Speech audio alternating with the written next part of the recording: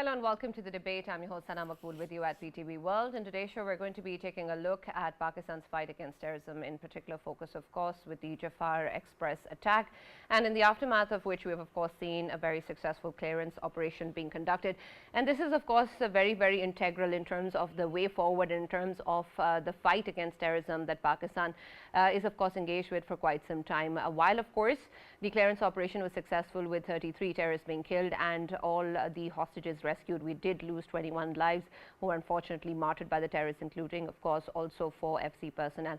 And this is particularly important in terms of the way that the handlers and situations across the border have also been highlighted by both the DGISPR and then also the Foreign Office briefing that we saw earlier.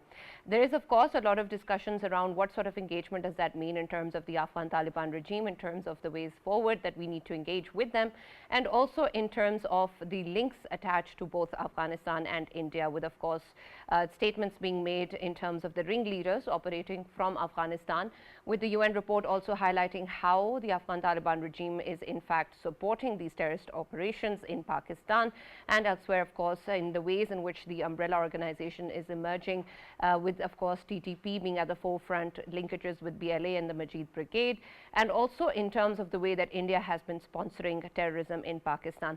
Something, of course, that Pakistan has reiterated on all fronts many times, and this is, of course, something that has been once again said on multiple platforms. What does that mean in terms of Pakistan's own efforts and in the ways that we're going to be implementing our own national action plan, and then, of course, engage with the stakeholders across the border? We have tried to engage in dialogue with the Afghan Taliban regime earlier as well, but there hasn't been a response, and we have, of course, seen that safe havens continue to exist in Afghanistan. At the same time, of course, India's terror financing in Pakistan is something that has been put forward by Pakistan in multiple dossiers, but again, no action has been taken on that front.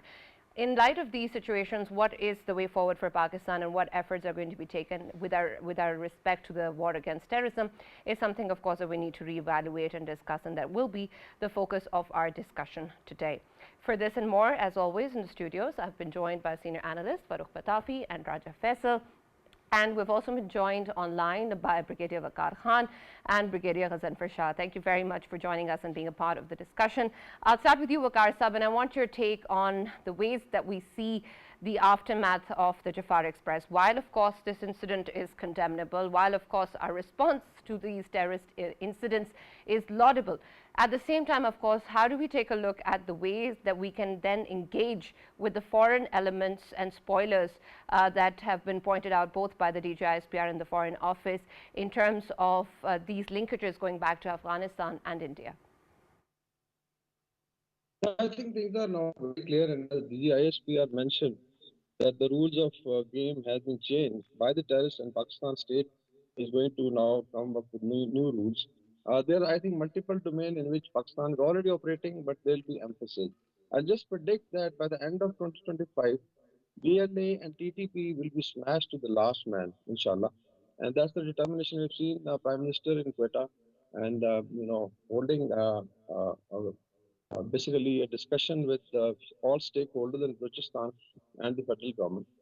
And there's a determination because what the heinous crime the terrorists have done, whether it is TTP or BLA recently, it is neither Baloch nor it is human, nor it is, I would say, Pakistani. Basically, they are pure terrorists.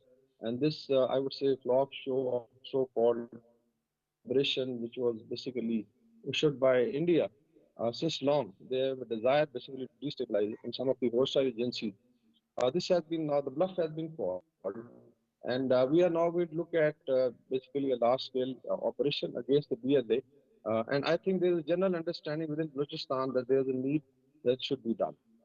There's a triangle of terrorism which has emerged very clearly with 3 corners. One in Afghanistan, which has become the base. The other is sponsorship by Indian hostile agencies like Research and Analysis Wing, and even their ministries are involved. We have seen their transnational suppression in Canada. We have seen it happening in US. Now, international community is also aware. At the regional level, I think Pakistan has diplomatically been very successful with the quadrilateral format, including Iran, Pakistan, Russia, and China, and then Moscow format, which includes Central Asia also, which has clearly warned Taliban that basically Afghanistan cannot be allowed to continue sponsoring terrorism. With this attack, I think clear linkages were discovered, and I think the entire international community, the UN's Secretary General, and the world leader. So I would say that stage is now set. One is, of course, smashing of terrorist networks within Pakistan with no hold bars. And then probably another prediction that Taliban, if they don't behave, you will see the collapse of Taliban regime coming up by the end of this year. The process will start. And because now even US and Russian interests are also converging. Look at the Trump's policy. So all told, it's a difficult time, but ultimately Pakistan will emerge victorious. There is also issue of improving governance in these two provinces, KP and Balochistan. And there's also need to now do away with these A and B areas because if Sindhi police cannot operate outside its mutual boundaries or Quetta police cannot operate. This is the third decade of 21st century and we cannot have now tribal laws even in Balochistan. Right. Brigadier Ghazanfar, I want your take on this as well, because the Foreign Office was actually questioned in terms of whether or not there was a shift in what we're taking a look at in terms of responsibility from India to Afghanistan. And he, of course, has clarified that that's not what he said, and that this is, of course, something that we know. We have traced back evidence in terms of the calls going back to Afghanistan, but that India has been sponsoring terrorism in the country. But I want your take in terms of how do we then define that in terms of the way that we're actually going to handle this. While there are safe havens and terrorist rings within Afghanistan, we've seen the Afghan Taliban regime actively being involved. We've seen terror financing coming in from India. But these are things that we've known previously as well. And these are not new details coming forward. What is it then that Pakistan will do with regards to this information, in particular, of course, with what has happened in Balochistan as an act of war, but also in terms of our fight against terrorism in general? Thank you very much. See, what we seeing today, or what has happened in Jaffar Express is not the today's expression. It has a linkages, it has a background. And this wave of terrorism in Pakistan, you see, it restarted in 2000. And the attacks and fatalities in Pakistan were on a declining trend between 2015 to 2019. But it has come up from 2020, and we are seeing the increasing activity. And the report says that a 43% increase in the terrorism have occurred in Pakistan in the last 2 to 3 years. If that has occurred, it's not a new phenomena. What happened in Peshawar in police lines, what happened in APS in KPK, and number of other incidents. It means that the things we are talking today of expression that the Indian involvement, Afghan involvement have come in the limelight. It had come in the limelight a long time back. Did we realize that and did we accept that is another thing. The second thing is that whatever happened in Pakistan before this and very fatal activities which took place, very fatal incidents which took place, what was the reaction of various governments? You see, the terrorism cannot be linked with the political parties or the political government only. Terrorism is terrorism, and terrorism has to be taken as a threat which exists for the people of Pakistan, for Pakistan's sovereignty, for Pakistan's stability. So whatever we are witnessing today Has is that a not been the product. case, Brigadier Ghazanfar, has that not been the case, unfortunately, though, that political elements have actually been linked with our fight against terrorism? Sure, we had the National Action Plan coming in after the APS attack, but since then, there has been, of course, a rhetoric coming forward of a zero tolerance policy. But do we really have political consensus on the matter? That's what I was talking about. That you had the national action plan after the after APS incident. Then there was a consensus on raising NECTA in Pakistan for undertaking for making a national counter-terrorism policy. What we seeing today is a product of a background activities. So if you undertake a threat perception, that threat perception has to include all those elements which have taken place yesterday or which had taken place before this thing. So if we have not realized till today that how have you to undertake your political vision, how have you to undertake your diplomatic activities, how have you to engage Afghanistan and other people, what happened in Doha, in Doha, I remember there was a clause 5, which had clearly said that that the Afghanistan soil will not be used for undertaking terrorist activities in neighboring countries. And it is used. The Americans said that we and the Western countries will use our leverage to stop Afghanistan from doing that. Have we taken up this case with the American government or anybody else in Western government that look, the soil is still being used and you are not using your leverage? The Americans had been giving constantly giving dollars to Afghanistan in the Joe Biden's time. You know that. So it means that we have the will which we have to show at the diplomatic level, at the political level, at the engagement level, in undertaking all the stakeholders on chance. Are we doing that? I remember Prime Minister, I think 4 or 5 weeks back said that we will use all resources to activate NECTA. And NECTA is an organization which has to make a national counter-terrorism policy. Has that been done? So it means that we are still in the process of developing things, in spite of the fact that so many major incidents have taken place where innocent lives have been lost. What I mean to say is that there's a Valid points. reason. I'll explore those in further detail. But let me come to you, Faisal. In terms of what we have seen in the ways that we're going to be engaging with first foreign elements, and I'll come to the political elements and what we need to do at home. But in terms of what Brigadier Saab was referring to, the American help or the stance in terms of collaboration, I understand that that was the US troop withdrawal that happened, and that of course has caused a lot of problems for us, and we've been involved in the fight against terrorism for quite some time. We've just recently had praise and acknowledgement coming in from President Trump with regards to Pakistan's support in the fight against terrorism. While that may be true, how real is the expectation, or how real is the potential or the possibility of actual collaboration between the US and Pakistan with regards to terrorist threats coming in from Afghanistan? Can we see a more direct defense collaboration in the fight against terrorism with the US? Sana, that's an excellent question, and obviously when we talk about the Americans, of course the lip service we have been hearing, that has been since long, and that lip service is not enough at all. When Americans, they say that they stand with Pakistan, then we have few requirements in that context, and that context is that of course America has an ally in the region, that is called India. Though America is having this ally against China owing to the fact that they are having a trade war going on against China, but in the same context of course it is being given a license to do whatever it wants in the region, and that very India is actually keeping Pakistan engaged on the Western Front when it comes to BLA, when it comes to TTP, when it comes to ISIS Khorasan, you name it. The menace actually is linked with New Delhi, menace actually is linked with RAW, the financing, the facilitations, everything is being provided by India, and that is how they are of course lip serving Pakistan when it comes to staying and standing with Pakistan. I would mention here a statement today came obviously from the President of Russia, Vladimir Putin.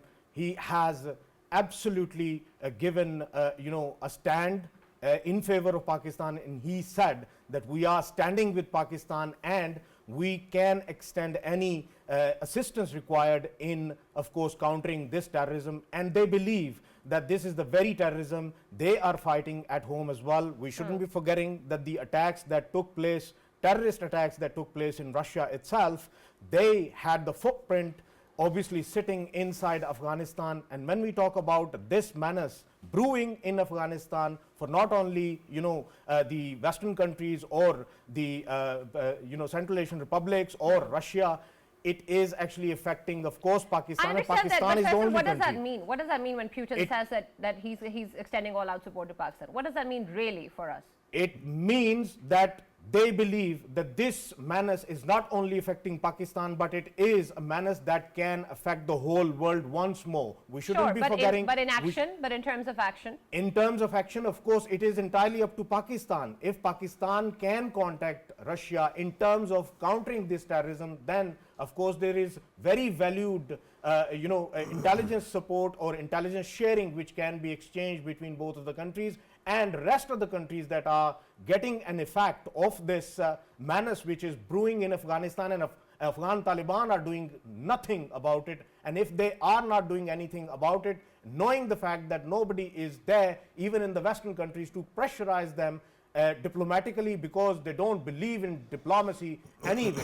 And when it comes to, of course, we seeing Afghan Taliban reaching out to Japan with the mediation of the Indians, New Delhi is mediating to their trip to go to, of course, Japan and elsewhere. At the same time, I think this is the time that Americans must realize that India and Afghanistan, they need to be buckled up in terms that they should never be allowed to do or be part of any activity that is happening in Pakistan or elsewhere in the region. Why I say this? Because I was sitting on the Indian channels day before yesterday when this activity, the terrorist activity, was going on in there. The kind of narrative which I had to listen to coming out from the other side, the raw interlocutors, they were suggesting that we will suggest Pakistan that they need to ask all of these BLA leaderships to meet them in Doha.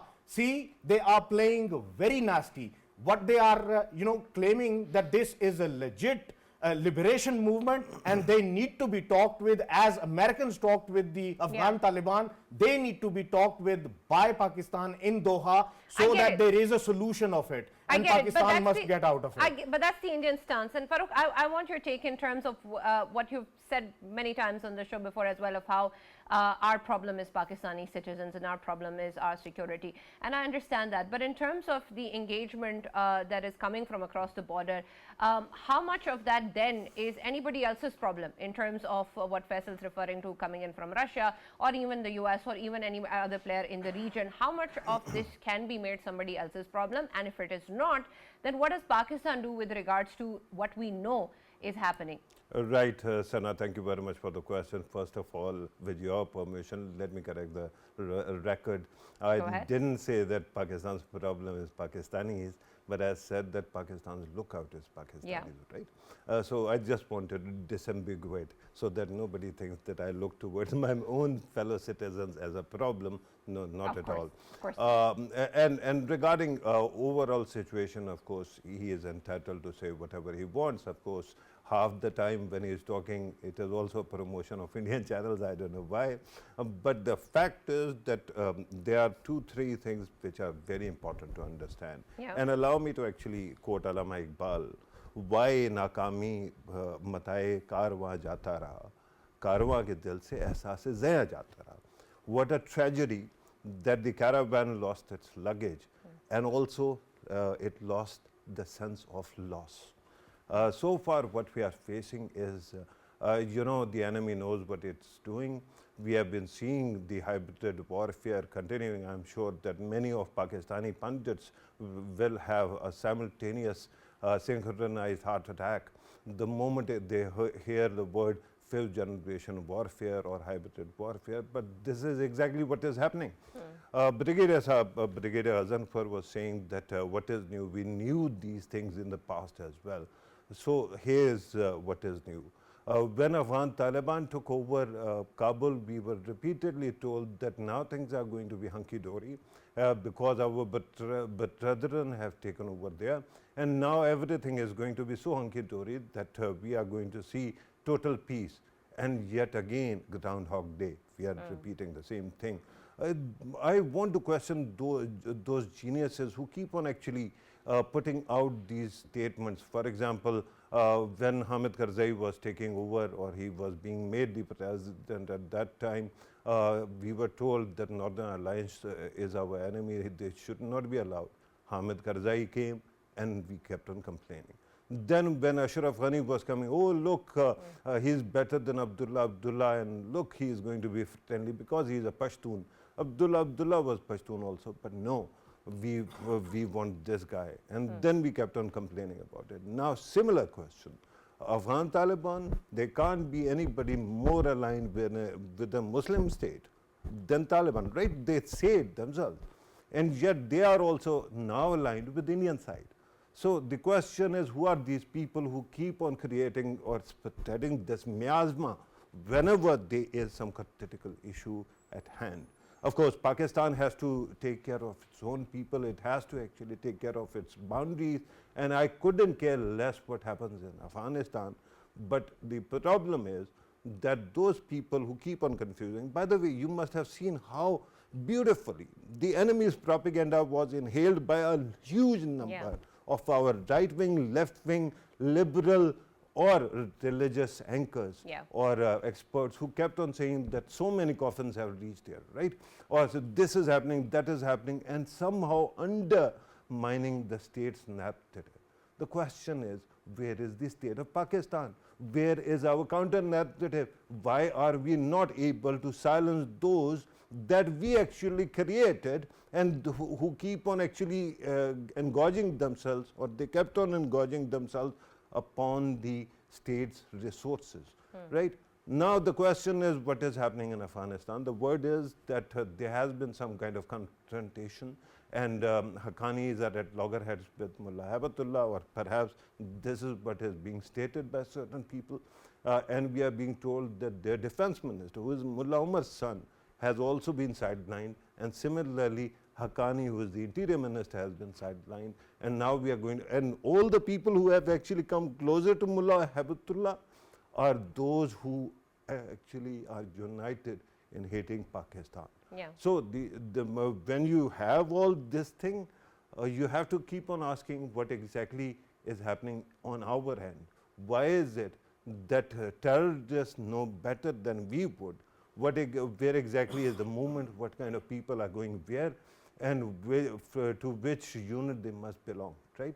Similarly, we saw in Karachi when there was an attack on Chinese dignitaries, at that time also, somehow our local authorities, because I kept on asking various people, they had no clue who is moving, right? But the terrorist was told in advance that these people are there, and they were attacked. So the question is not of failure of intelligence, it is the failure of counterintelligence. There must be some moles inside our own four walls who keep on actually putting out this information to the enemy. The question is, what are we doing about it? Without actually smoking out those moles, you cannot have the kind of movement forward that you want. But of course, after that, we have to actually tell everybody to come together, and all these double standards, like different standard in Karachi, different in Khyber Pakhtunkhwa, and a very different one for Balochistan. Oji, everything that you need for Balochistan is only political dialogue.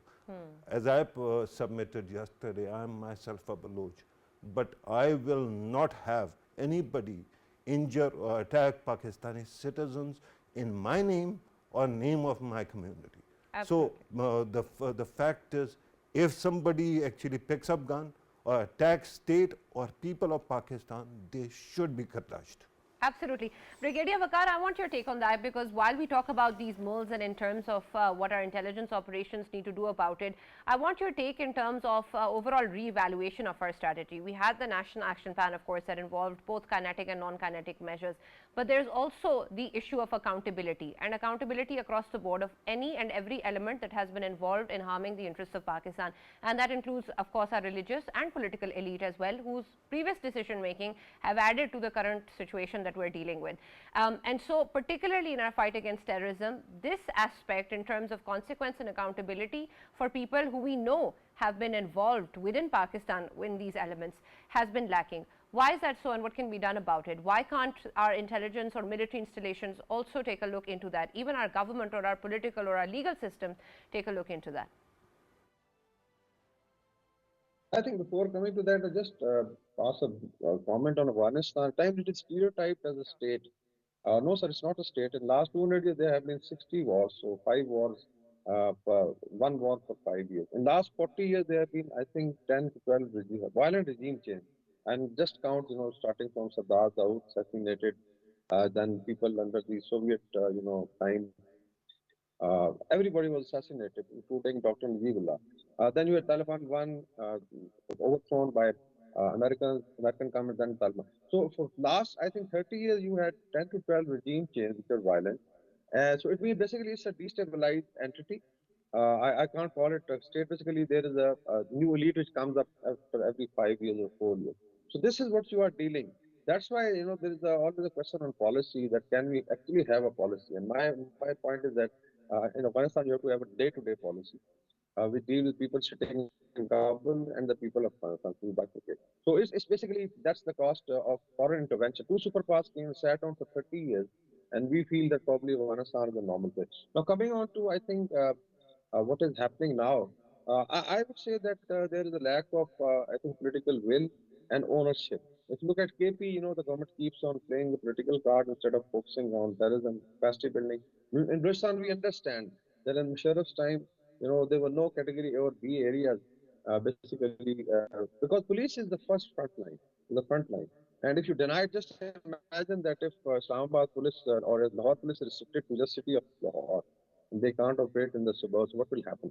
So in Rajasthan, I think they need to be basically constitutional framework has to be revised, and this has to finish because in 21st century you can't afford this tribal mentality or levy.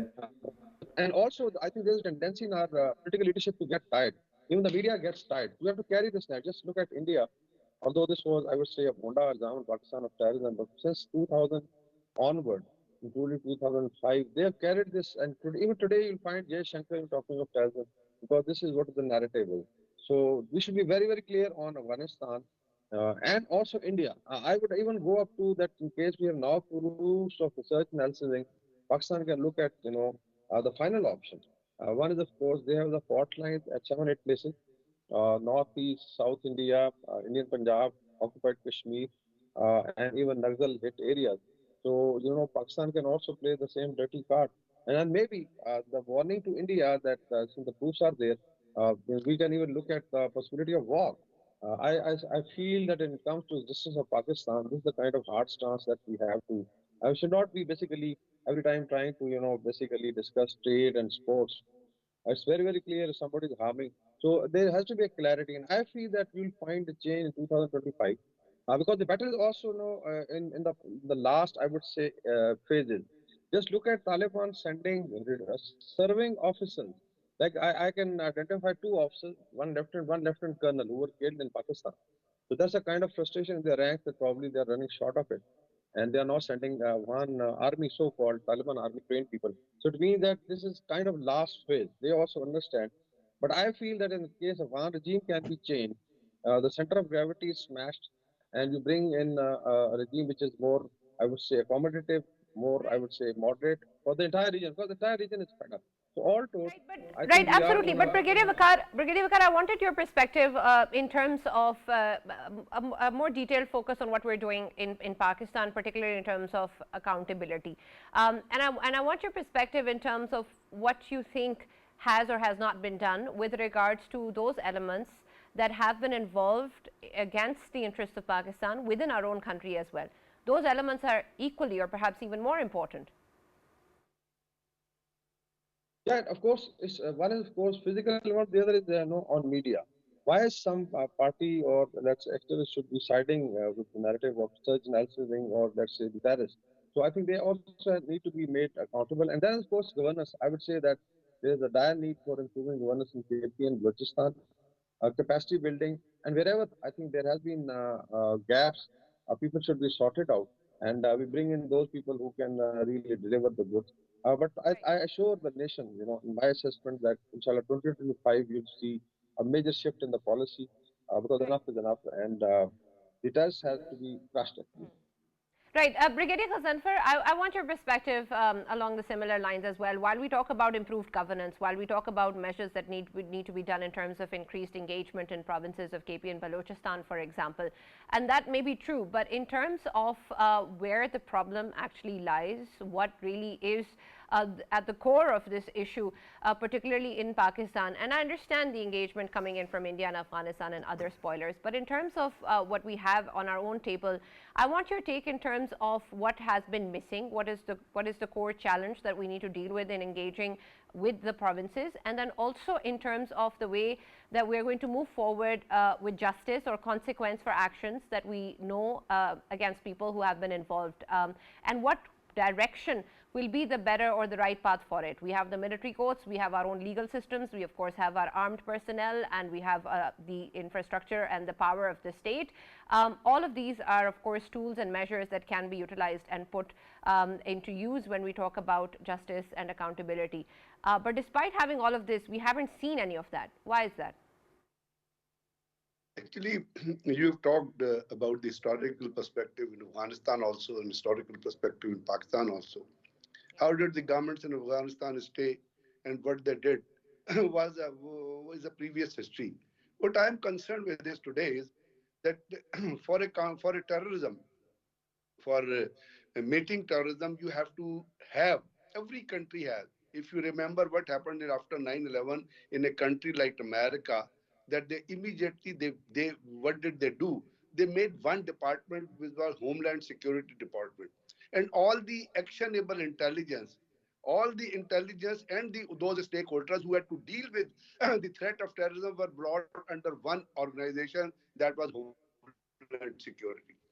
So in Pakistan, I am telling you again, is it today that the Jaffar exit for 48 people have lost their lives in Jaffar in a train incident? Before this, on Quetta railway station, there was 44 people who lost their life, and before that, there was a terrorist attack on API on Peshawar police lines. 100 people lost their life. They were part of some family, and they're innocent children who lost their lives in APS. So we are witnessing these incidents time and again. So you tell me, or somebody should tell me, that what action plan have we made in handling this situation? In these type of the incidents, in this type of a manner, the center of gravity always lies with the government, and government has to revolve, and the policies have to revolve around that the government. What we are doing today is, as a center of gravity, we are divided into two aspects. One is the operational response. This operational response or operational strategy is being undertaken by the security forces, by the armed forces, and they have outlined their commitment that we will deal with such cases with very strong response. And you saw that what happened yesterday in Jaffar Express, that they dealt it and they finished it within a record time. The Zarar company was called and the other people were called. My question, which I can raise here, is that why is that every time the security forces are put into such a situation, why can't we act before happening of these incidents? And we have those record of those incidents. Whatever type of the government in Afghanistan is, I'm not concerned. There is not a government in Afghanistan. There's a nexus of the criminals who are sitting at the top as form of the interim government, and they are cooperating, you see, with the Indian also, with the, the trace of the event, if you take, of Jaffar Express will go to Afghanistan. The trace of the event in APS also went into Afghanistan. And Afghanistan, that was a one man by the name of Angare, who was sitting in the Indian consulate, and he was handling all the APS incidents. So we are now confirmed why we are repeating, why we are not accepting it time and again, that the RAW is involved into it. NDS is involved into it. Afghan criminal nexus sitting as a form of ever interim government is involved in it. But You know, there was 10. Brigadier Sir, we know this and we accept this. But what do we do about it? That's what I'm saying. That Unfortunately, I'm unable to hear you. Can you repeat that, please? I said for the last 1 year, if we know that, and there was a $10 billion weapon which was left in Afghanistan. So how many times we have made direct or indirect contact with the Afghan criminal nexus, which is sitting as form of the interim government, to realize them, to make them, to bring them onto the table, that from your country, these type of incidents are being initiated in Pakistan. If there have been some incidents, if there have been some initiatives, I may not be knowing that, but you can tell me the policies which we have we formulated, have we resourced data, have we made any national counter-terrorism policy? The things you are talking about the legal system, economic system, foreign affairs system, the policy, terrorism. And you have made a department for that. Have you given enough resources to that government department. If the things are not being indicated time and again, it means there are some lapses, there are some void gaps which are existing in some of the system, maybe judicial system, maybe police system, maybe the intelligence system. Have we analyzed those things? Have we made some committee to undertake an observation onto these? Until as we do our homework in our country, Yeah. and we become the center of the gravity for how do we expect the Afghan to stop that? How we do expect to Indians to stop? Indian will always humiliate Pakistan. Indian government is a terrorist government. Narendra Modi is the type of fascist you have not seen in the record time. He will always damage Pakistan. He will never benefit Pakistan. So we have to realize that who is our enemy, who is our friend. I mean, what happened in champion trophies, how did they utilize the aspect of the cricket field to lift their banner into Dubai and all those people, and how did they manage that? So they will always try to damage Pakistan, Afghanistan, and there's a Right. nexus between Afghanistan. So are we handling that at the direct or the indirect level? There are, Right, absolutely. I understand. Point taken. Thank you very much, Brigadier Ghazanfar Ali Shah, for joining us, and thank you, Brigadier Waqar Khan, for joining us and being a part of the debate. Faisal, I'll come to you with reference to, of course, what we've heard just a couple of days back with Munir Akram talking about the way forward and all necessary measures being taken by Pakistan when it comes to our fight against terrorism, involving, of course, the elements coming in from Afghanistan and India. And while, of course, a lot of what we have discussed is emanating from Afghanistan, I want your take on what does that mean in terms of the options available to Pakistan and the line for which we are waiting for, or for the point to come where we will actually utilize that. Well, there are obviously many avenues which Pakistan can explore and apply on the Afghan Taliban, and that is, of course, first of all, diplomacy. That should continue. Then when it comes to diplomacy, it should have an element of localism as well. When we talk about the jirga, powerful jirgas, that should be applied as well. If they do listen to, still they do listen to their jirgas, I think that jirga can play very well, role very well played. Then when we talk about the peaceful aspect of it, then we should be coming towards the economic aspect. And economic aspect is that the kind of exports and of course Afghan imports daily goods from Pakistan, that should be halted. And I am pretty much sure even a day's halt is enough to give them a wake-up call. And that economic aspect, that should be put the foot down on as well. And when we talk about clear taking action, the military action, I'm talking about last year, like we conducted the air raid in March, in April, and then December.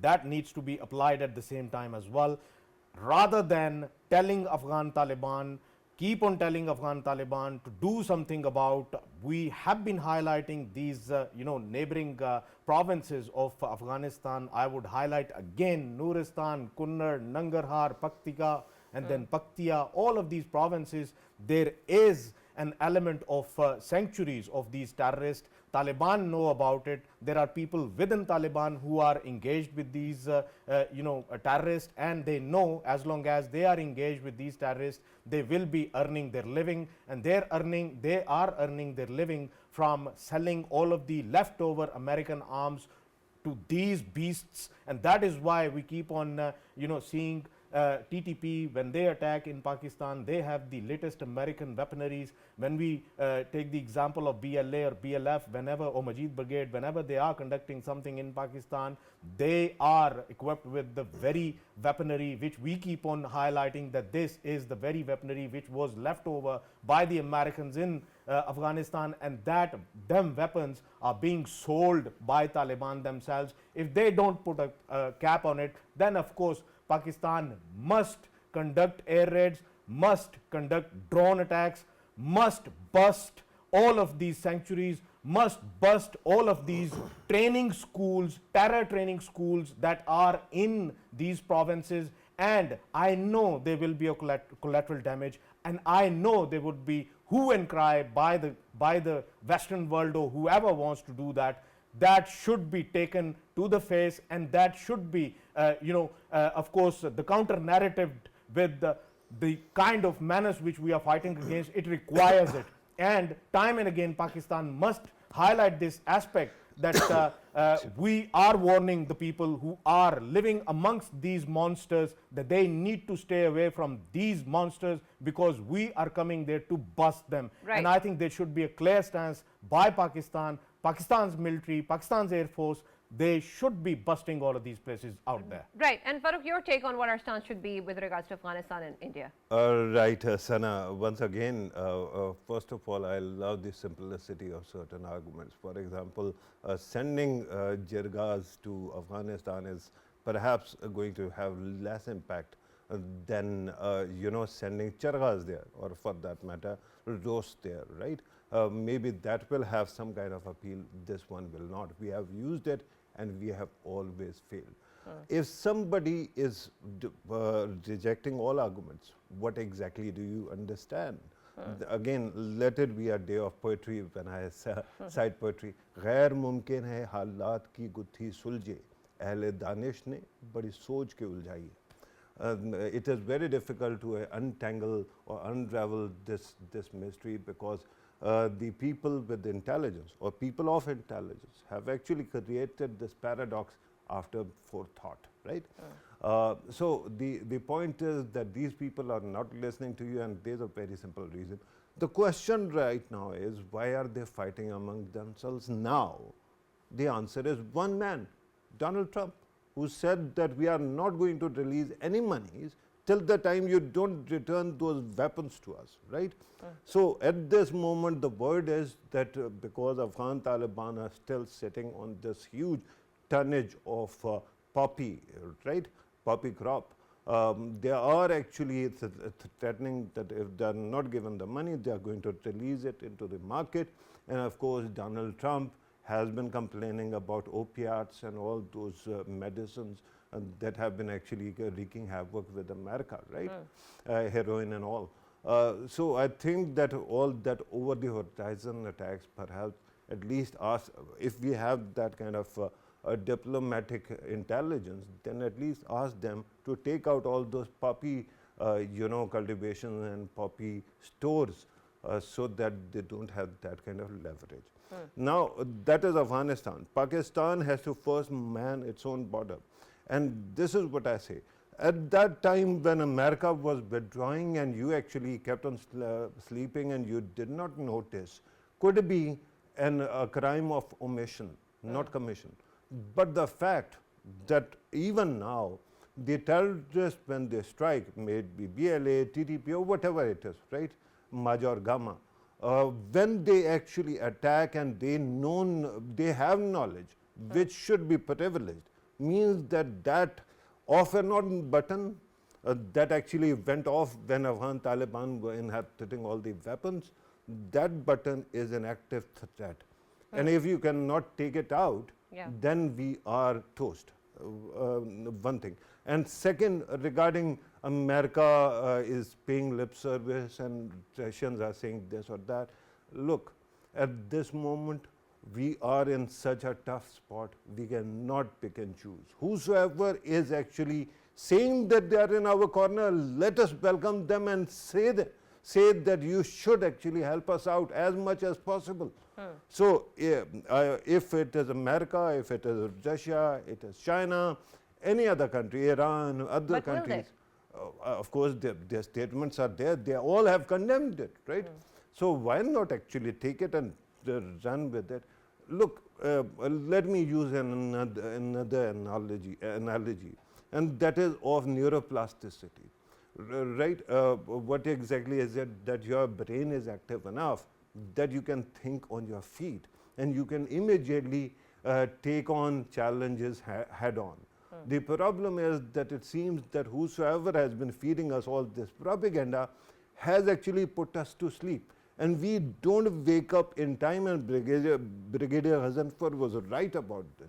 We will have to wake up and use our 100% resources. We are not even using 5% of our resources. Right. Diplomatic, human, intelligence, everything. If you start doing it, and by the way, one last thing he mentioned, when we had National Action Plan, we also agreed that there is going to be intelligence sharing between institutions. Somehow we keep on reinventing that wheel and we have lost touch of that. Right. we should go back to that. Absolutely. Thank you very much, Farrukh, and thank you, Faisal, for joining us in the debate. As always, that's all that we have time for. We'll now see you tomorrow.